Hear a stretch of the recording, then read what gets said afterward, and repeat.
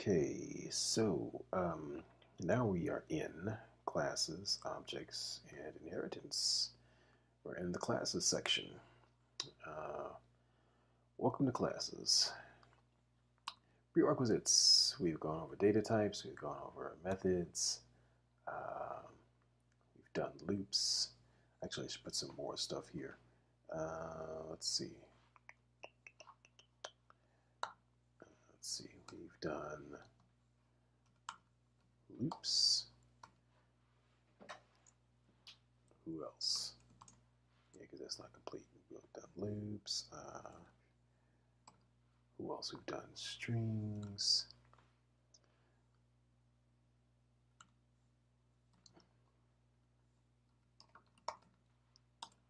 We said conditionals. Basically, it's like we've done everything else before we got into this section. Okay.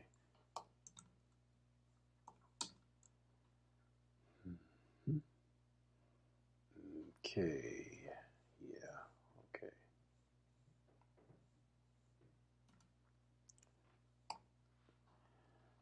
Okay.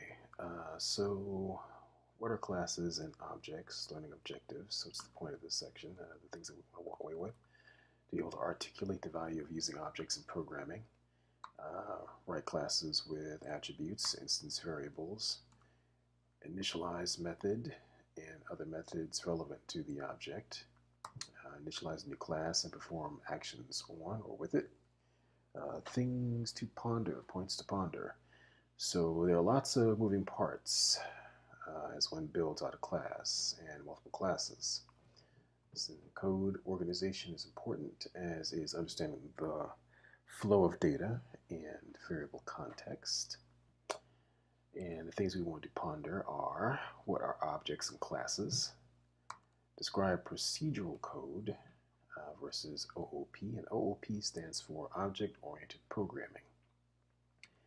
Why would you use them? What is basic syntax of creating a class? What is the importance of each? So important of attributes, methods, .new, and initialization, like what is that? Adder accessor. What is inheritance?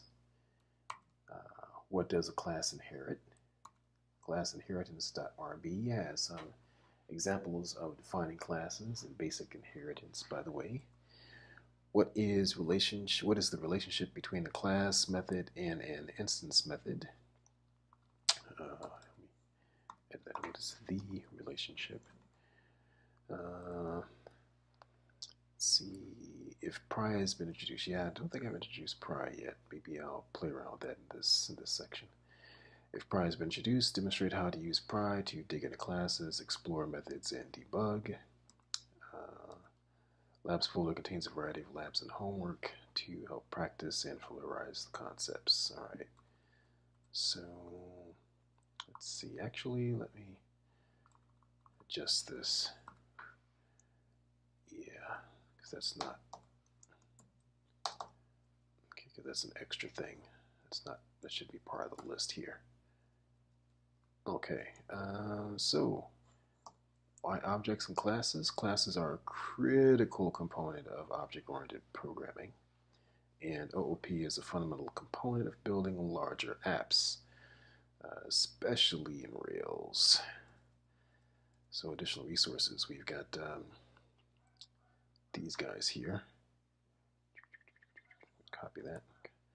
And see, this is a markdown file. You can. I'm just looking at the code in Vim, but you could double click any of the README files, especially with any file that has .md at the end of it, and that'll open up in the markdown application of your choice. So let's see. So for example, here I've got, going to open this up. I've got another window open that you can't see. It's off screen here, but I'm going to open up the same file in Markdown. And I want to open it up in Markdown. Oops, here. I want to open up in Markdown. It gives me two sides. You see this is what I'm seeing in Vim, right? Like it's edited like this, but then this is what it actually looks like. And if you can actually see this online in the GitHub repository as well. It'll look just like this.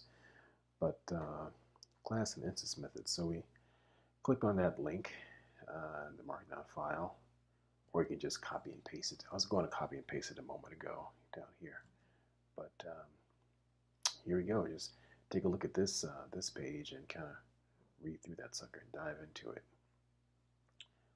for some elimination. All right, let me hide that, get that out of the way. All right, so that's it for the README. Let's get on to the next video.